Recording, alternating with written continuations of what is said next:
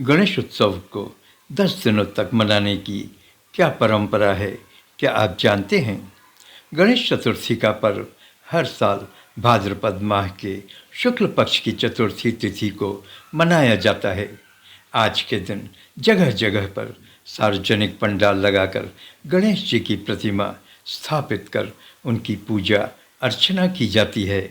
बहुत से लोग इस दिन अपने घरों में भी भगवान गणेश की मूर्ति को स्थापित कर उनकी पूजा करते हैं। गणेश चतुर्थी का त्यौहार बड़े त्योहारों में से एक है।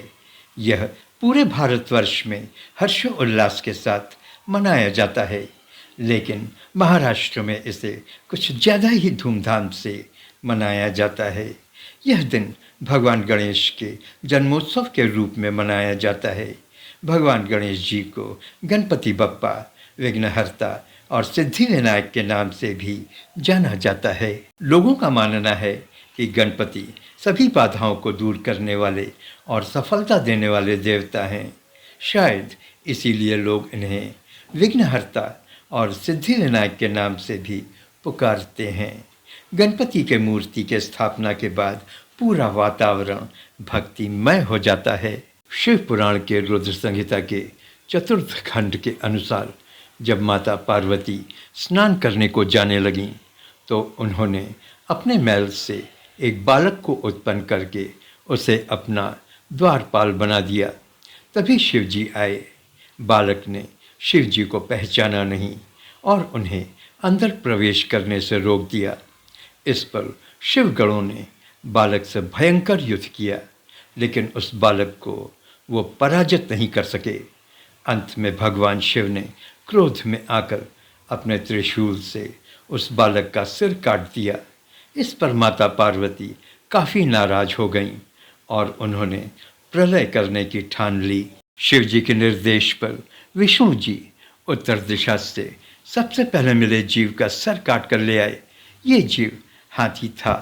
मृत्युंजय रुद्र ने गज के मस्तक को बालक के धड़ पर स्थापित कर उस बालक को पुनः जीवित कर दिया। माता पार्वती ने खुशी से उस बालक को अपने हृदय से लगा लिया और सभी देवताओं में अग्रणी होने का आशीर्वाद दिया। ब्रह्मा, विष्णु और महेश सभी ने उस बालक को आशीर्वाद दिया। भगवान शिव ने उस बालक से कहा, गिरिश नंदन, विघ्न नाश करने में तेरा नाम सर्वोपरि होगा। बस तब से यह त्यौहार पूरे देश में बड़ी धूमधाम से मनाया जाता है।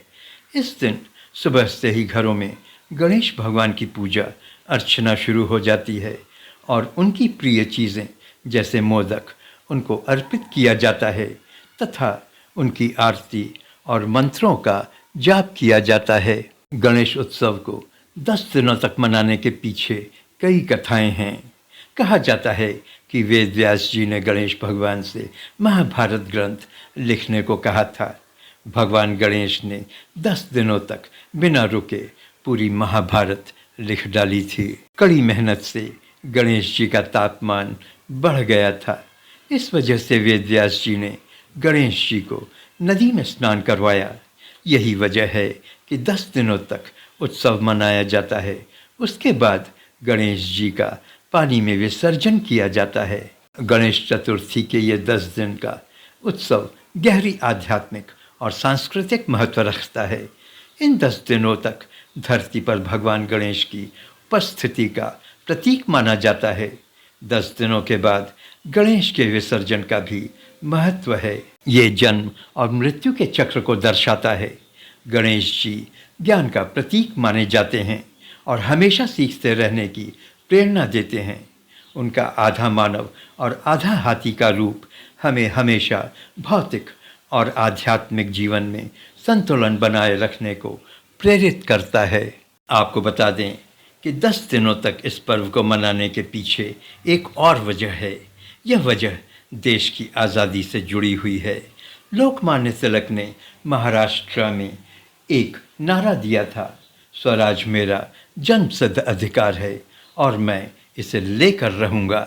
लोकमान्य तिलक ने ब्रिटिश शासन के खिलाफ लोगों को एकजुट करने के लिए भगवान का सहारा लिया और गणेश चतुर्थी के मौके पर एक नई परंपरा की शुरुआत की और स्वतंत्रता संग्राम में गणेश उत्सव एक हथियार बनकर उभरा। आप नमस्ते हिंदुस्तान देख रहे हैं। प्लीज़ चैनल को लाइक, शेयर और सब्सक्राइब करें। Thank you.